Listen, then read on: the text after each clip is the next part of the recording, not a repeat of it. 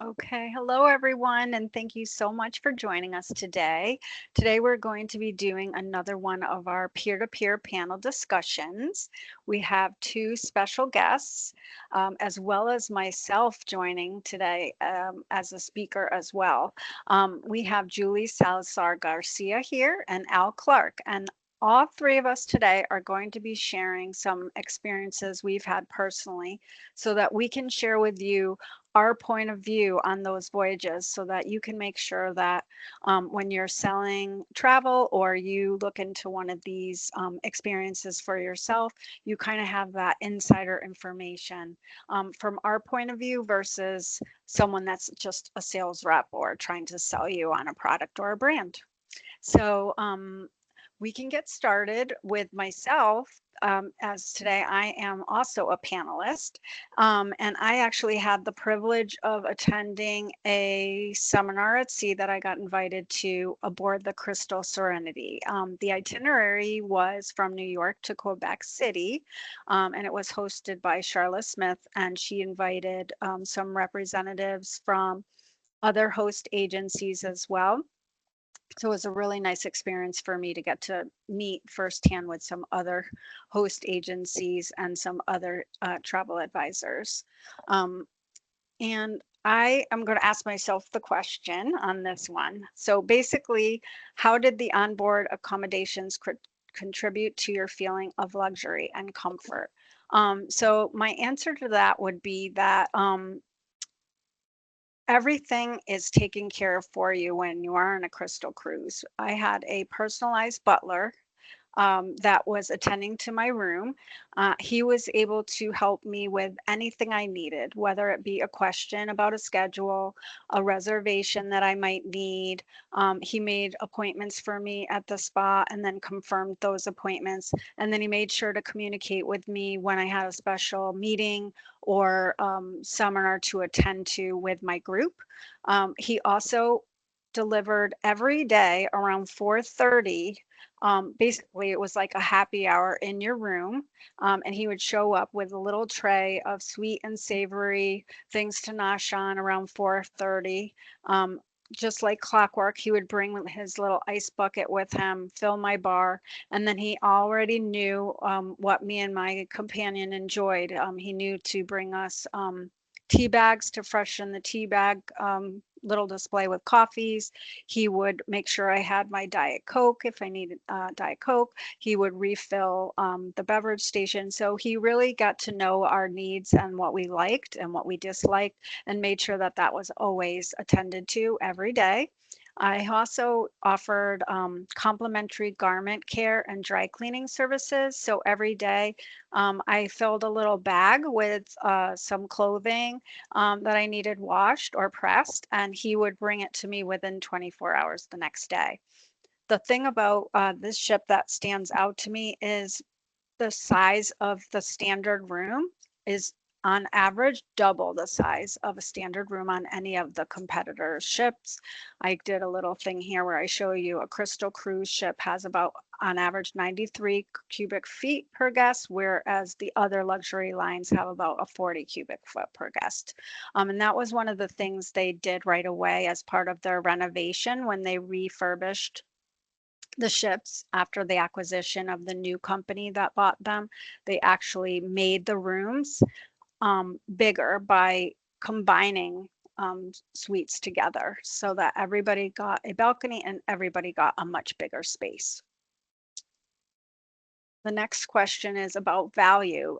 When you are on a Crystal cruise, everything's included. It's called like an ultra inclusive experience. So you got your Wi-Fi included. You don't have to pay extra for that. All of your wine and spirits were included. You don't have to buy a beverage package. A&K, which is also the same company now as Crystal. I don't know if you know that, but Abercrombie and Kent actually puts together their experiences for them. So you get to also experience the first class service that Abercrombie and Kent produces for you with these amazing curated adventures on at port. You can do that as well. And then the gourmet dining is also included. They have really amazing 5-star restaurants. So like Uma is one of the names of the restaurants, and it's actually a Chef Nobu restaurant. It's the only Nobu restaurant at sea. And they also have Meat Market, which is a really premium steakhouse. And as part of your package, you get to experience specialty dining and no additional cost to you. And it's all based on how many sailing days you are going to be on there. If you do the world cruise, you can go to those specialty restaurants as many times as you want. Because I was on a shorter one, I got to experience each specialty restaurant just once during my voyage. As far as what stood out to me and what made the voyage so special was the staff. At the end of the week, I literally felt sad to be leaving some new friends that I had made with the staff. For instance, this gentleman here, his name is Paolo. He was Italian from Italy.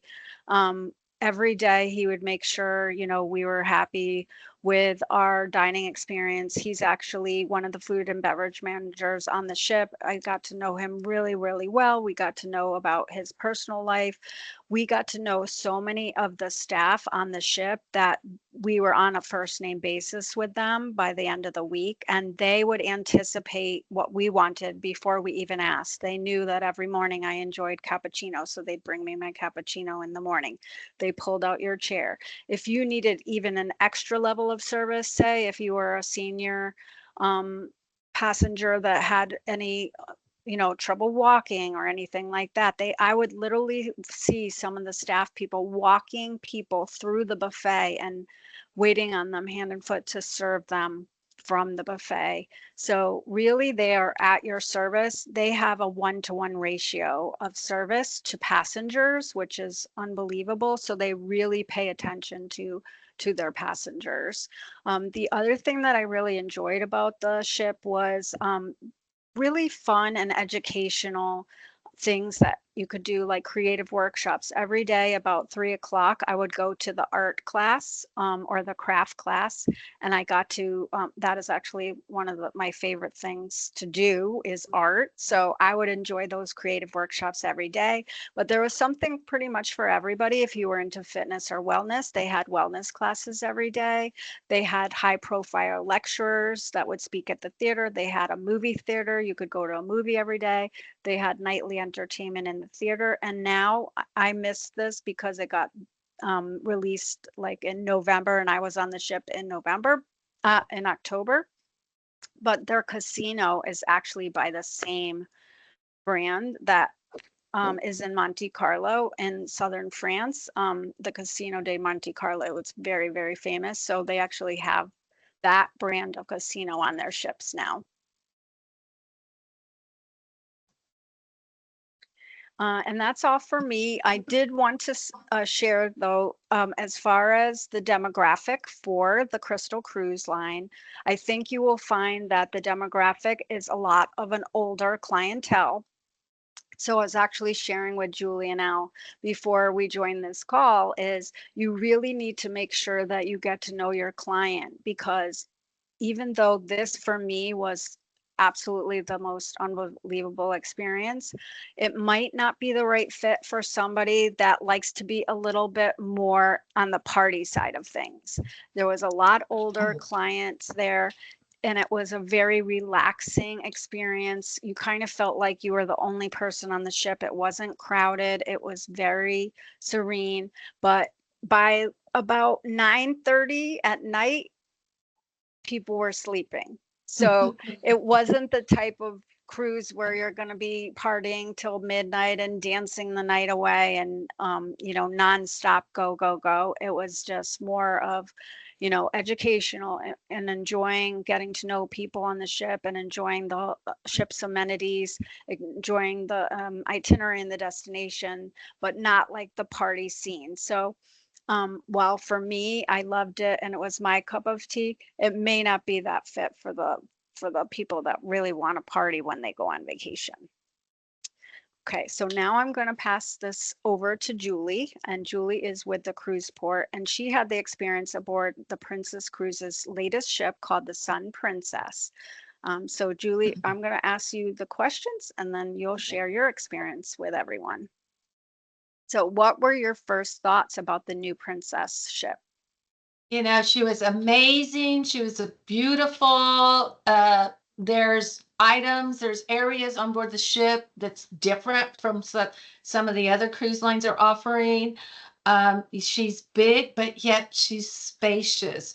There was a lot of public rooms around so that you could, you know, if you wanted to be in the casino, you could. If you wanted to be in the lounge room, or like that previous picture was the arena, the dome at the back of at the front of the ship, and you know the pool area, everything. It was so huge, and but there was a lot of spaciousness to her, and there was a lot of areas that you could go to that you didn't feel the crowds.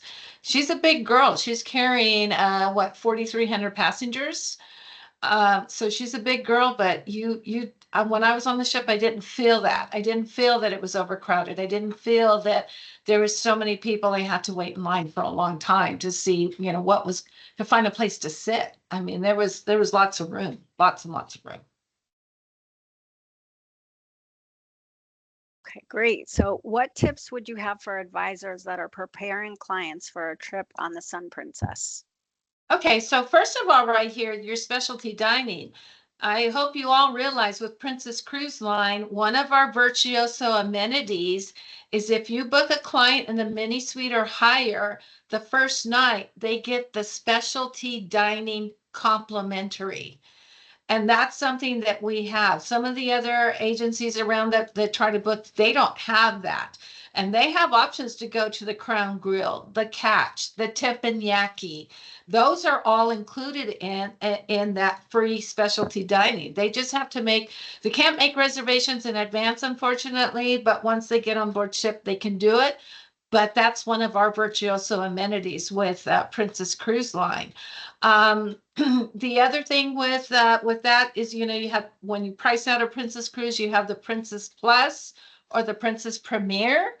Princess Plus is that all-inclusive package, the beverage, the Wi-Fi, and the specialty dining. But when they get upgraded to Princess Premier, and the difference between the two is only $30 a day, now they have unlimited specialty dining. And when you're on a ship like this with Sun Princess, where there's many venues, those are the three top ones, but there's other venues for specialty dining. They can go every single night to a different restaurant if they wish. The exclusive accommodations, the signature suites are huge. They're really big. So you get to see a lot of that and whatnot. The same thing with the cabana suites. I think you need to go back a slide, Karen. The Sorry about that. That's okay. Cabana mini suites. They kind of stole this from Carnival Cruise Line, but they have an area there that exclusive to these cabins, and they have a balcony that's like a patio, and then they have a separate walkway that you would go out and walk, and you go around to where the pool area is, the jacuzzis. I do believe they also have a bar out there, so it's exclusive to these suites. So there's areas that you can go to that has exclusivity in your suites and cabins and whatnot. That first picture where you saw me, I'm singing, I'm trying to sing like I know how to sing, but I don't. That one. That's called the arena. And what actually sitting on the stage, and that stage goes up and down. So that whole open area, the performers, that particular show happened to be the Motown show. And so I was singing all the Motown songs in my seat. I was up dancing and everything. And the guy came out and grabbed me and he took me down and he sang to me. So that was just an awesome experience. But not only did we see the Motown show, we saw the Viva la Musica show, which was the Latin music and things like that. They have a Cirque du Soleil show on board the ship, and then they also have their big production shows. The other thing that this ship also has done, they have a lot of celebrity brand partnerships. Tyra Banks ice cream, it's exclusive to Princess and to this ship. Pitbull has his own, I think it's vodka that he has. Um, Matthew McConaughey and his wife have Pantalones tequila. There's a country western singer that has his, like, there's about 6 or 7 different celebrity brand alcohols that are on board the ship. They also have exclusive chef restaurants. They have the Alfredo's Pizzeria. That's not a special. It's a specialty dining, but not considered to be one of the higher ones. But it very good pizza, pasta, things like that. And Love is another area that they have on that has specialty drinks. They also have another area for magic. There's like a magic show in there. They have all these little different areas to go to for entertainment and things like that. So, I mean, you could easily, in a week's time, to be able to see everything, you may not be able to do it in a week's time. Okay. Did any of the dining entertainment options or features stand out to you, Julie? Absolutely 100%. What I was really surprised about in the buffet area. We all know the buffet area where people grabbing food and putting it on their plate or putting it back or whatever. And that just totally, I'm like, what did you do that for? The crew on this ship for the buffet, you hand them your plate, you tell them what you want, and they serve it, which just, I am so happy they did that. In the same area, there's another area that you go a little farther down, back towards the back of the ship. It's actually a sit down service. It's a sit down section. You have a menu. There's a waiter comes over, takes your order. They go prepare it and they bring it back to you. And this is on the buffet area. So, I mean, that was just really, really stunning to me. I was so happy to see that. And I had no problem going to the buffet area to eat because of all of that. The main dining room and the dining room, it's a multi-story dining room that was very elegant, very posh. Tables for 2, tables for 4, 6, larger parties. So it's very easy to be able to go there and eat. And there was not necessarily an early or late dining. They gave you a time frame. This is how many dining venues they put on the ship so that you didn't have to say, oh, dinner's at 5, dinner's at 8. You can go 6:30 if you wanted to, and you can go and sit down. Yeah, all the dining areas were highly, highly impressive. The artwork, the linens, the chairs, everything. It was just something that was above and beyond. The dome. Oh, you're looking at the dome there. That's where they do the one of the Cirque du Soleil shows. It's all the way at the back of the ship, and it's covered right there. But there's also a pool underneath there. So during the day, it's like a pool venue, and they have their own bar there, so you don't have to walk all the way to the main bar if you needed a cocktail. There is one there, but this is where the Cirque du Soleil show is, and at night they cover it, and it's all lit up, and they have other entertainment in there too. So it's awesome. Thank you, Julie. Now we're You're going to move welcome. on to Al Clark, and he's with a New Phase Travel. He's going to share his journey about his virtuoso study tour of Peru and tell us about the culture and the destinations that he experienced as being hosted by Big Five Tours. Thanks, Karen. Yeah, this was hosted by Big Five Tours, and we actually had the president of, if you go back one slide, we actually had the president of Big Five Tours as our host, Ashish. And it was made it very extraordinary because we got a lot of insights into what a DMC does to make clients' trips very special and unique. So that was probably one of the highlights of the trip. All right, next slide. So tell us what the other top highlights of your Peru trip were. Sure. Just wanted to show Ashish's picture there. Yeah, so we had some extraordinary experiences. This Big Five is definitely not a mainstream DMC. They're looking for families, individuals that want to really, really immerse themselves in a destination. They kind of specialize in obviously Africa is where his father started, but also India, They do a lot in South America, and in Australia, New Zealand. So this was, for instance, an example of a dome, an eco dome colony that we stayed in one night, which was really, really unusual. We were in the middle of nowhere. Got to ride on a horse for 2 hours, which normally would put me in the hospital. But because of the nature of the Peruvian horses, they're a very smooth ride. So that was a highlight for me. Um, we did some pretty adventurous climbing to get to a zip line platform, which was a 3 or 4 hour event. Again, not for everybody, but everybody did it. We actually went up to the northwest coast of Peru, which is not heavily touristed, beautiful beaches along the Pacific coast. And we did a lot with the local communities, which is the theme of Big Five's philosophy, is to really get involved with the communities, support the communities, sustainable, regenerative travel wherever possible. So they had some great audience. We had some great audiences with locals that made traditional Peruvian rafts, fishing rafts that we all got to pitch in and build.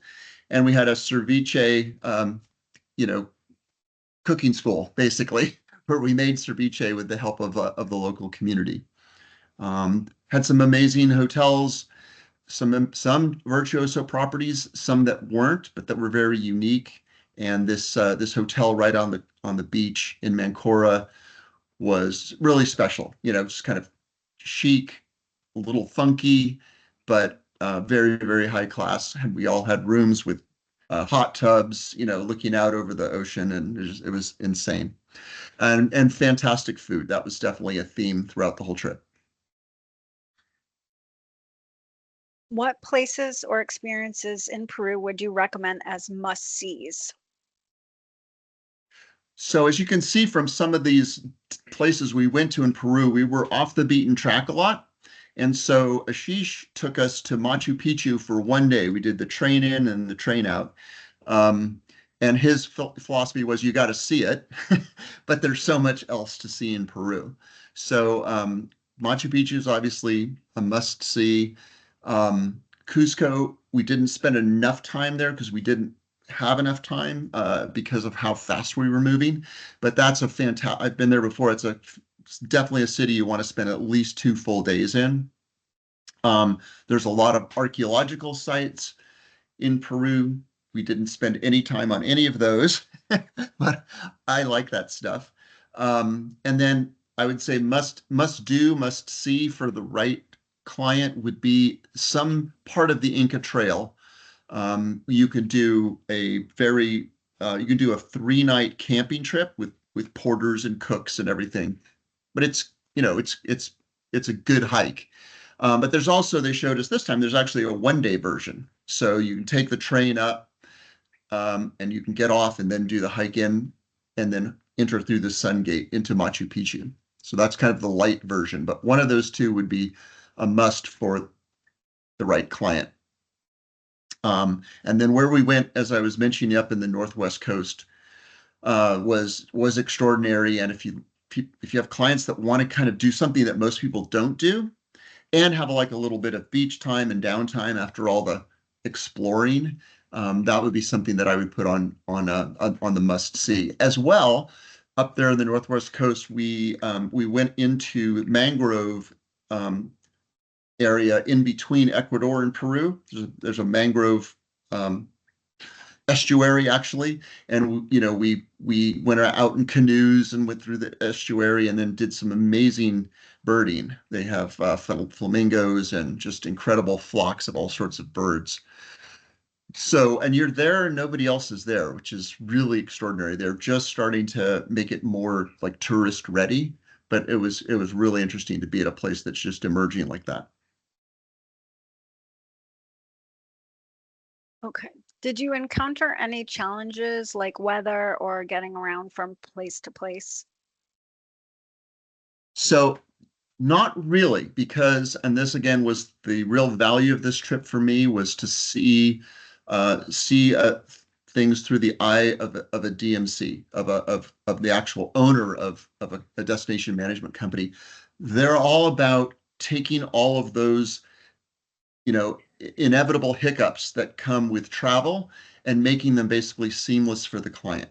So over and over and over again, he would talk out loud so we could hear what he was thinking, right? And it's like, oh shit, this isn't working right. So, but then he would make it work right. So the end result was just, beautiful. For instance, when you're dealing with Machu Picchu, you've got long lines everywhere because everybody's going there. They take about 6,000 people a day and limit the permits to that. But that's a lot of people coming in and out of Agua Calientes and taking the bus up to the entrance. And so what was really neat was just to see how we were managed logistically. There were these gigantic lines with all the tourists waiting to get on the bus. And we just had a bus come right up, pick the six of us up and take us right up to the entrance to Machu Picchu. So it just really drove home the value of a DMC for making the most of a trip for my clients. We did get sick. Most of us, I think five of the six of us got something over the course of the trip, which was sort of unusual because we were eating at very, very nice places, but who knows what it was. But again, to the credit of Big Five, if somebody felt sick, a doctor was there. I mean, he brought like a doctor to come see us in our rooms in the hotels, and it was like, I don't really need that. But, we were immediately on a course of antibiotics for the rest of the trip. So it's pretty much a 24-hour thing for everybody. And we all did fine. It's great. What made this trip unique compared to other experiences, given it was a virtuoso tour? Yeah, so virtuoso study tours, you can apply for as many as you want, but you can only do one a year. So I was a little bit disappointed in because I really found them extraordinary, both from the standpoint of this experience of getting to know a president of a big tour operator, but also the way that it pulled in these like-minded travel advisors. I felt like I really learned a lot, as much from them as I did from anybody. On the trip, on a Virtuoso study tour, there will be a representative from Virtuoso. Ours was Penny Taylor, sorry. She was really fun and a really great addition, but she's also there to make sure that the Virtuoso values are maintained and the Virtuoso brand is well reflected by everybody and as well as the tour operator. So she had a kind of an interesting role, but she really wanted to be part of it and wanted to make sure everybody had a good time. And I think that's it. I mean, it's definitely something I would highly recommend. Like I said, it's one a year. So sign up, get your application in and hope for the best. That's awesome. Oh, well, thank you so much to both you and Julie for sharing your insight. We want to open up the floor now, and anybody that would like to ask a question to any one of us, you're welcome to do so. Does anybody have any questions? No, doesn't look that way. Well, if you don't have any questions, if you do, feel free to reach out to any one of us. We're happy to help you answer any questions you might have about any of these experiences that we've shared today. And if you have an experience that you'd like to share on a future panel discussion, reach out to me and let me know, because I think this would be a really great way to share information with one another and get that inside information across the board with our own separate experiences that we can learn from one another from firsthand knowledge. So thank you so much for joining us today, everyone. Bye, everybody. Have a good day. Bye. Thanks, Karen. Thank you. Thank you, Karen.